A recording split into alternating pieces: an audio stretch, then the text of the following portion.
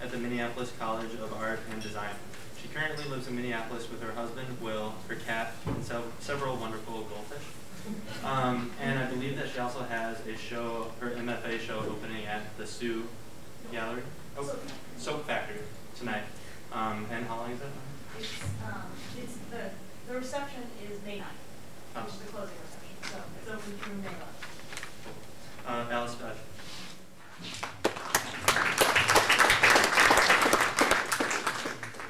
Hi, I'm Alice.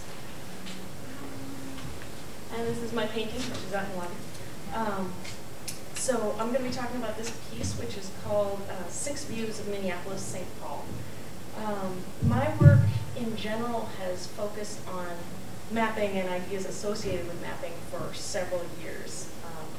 I'm interested in the idea of useless data or repurposed data, and of landscape as a conceptual space rather than just a physical space. But making this piece was a little bit outside of my usual practice. If you come to the show, you will wonder which work is mine because it doesn't look like this. But it's linked in subject matter. So this piece was part of a show called Praxis Practice, which was at the Nash Gallery at the U in 2006. The show was focused on artists working collaboratively and working in the gallery. Each group of artists got a week in the space. So I knew I would be making something that was on a faster time scale than I was usually working, and that I'd be working with other people.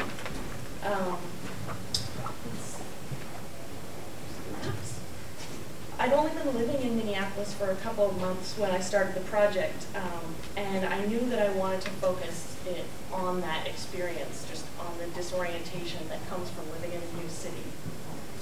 I decided to work with maps of the Twin Cities from the wonderful maps library at the U, because it was a collaboration with the university.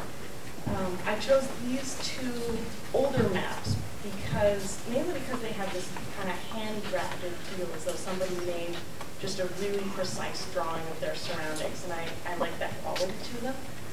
And I also like that they weren't cut up by the highway system, which I found was really confusing. It was like every time I tried to go anywhere, I ended up on the highway, so no highways for me. So I started out with these. And my first step, this is it, pre-painting.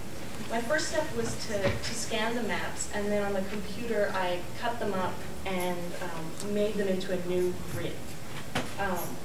For me, it kind of reflected the confusion that I was feeling just when I was trying to navigate and wanted to rely on the grid system and my immediate surroundings to figure out where I was, but then I was always actually somewhere else.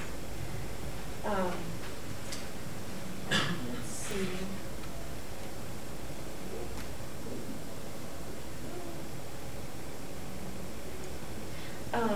So the next step that I had was to try and involve my group members.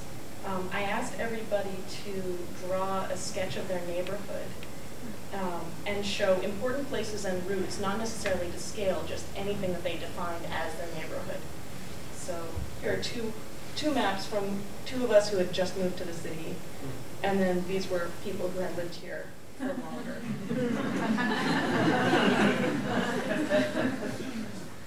So so I started out with these sketches, and then I basically transferred that information from data into just visual information. I took out the labels and projected each sketch each different day onto the piece, and used a color system to indicate each person. So each color is a different person.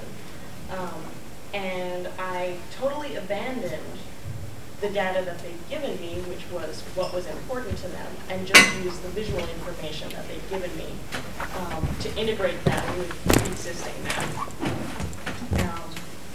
So basically it starts out conveying information about the space of the city, but then through the process it was transformed into just information about the space of the painting. And this is how it was in the gallery when I finished, and I was there every day painting and talking to people and stuff. And this is work of my group members around it. So yeah, that's pretty much the story of that piece. My current work is focused more on ideas of place and ideas of an imagined place versus a place that we access through data. And the place that I've chosen is the North. So it's all about the idea of North. And that's, yeah, at the Soap Factory.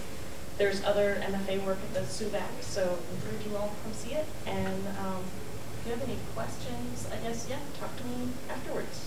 I'm around.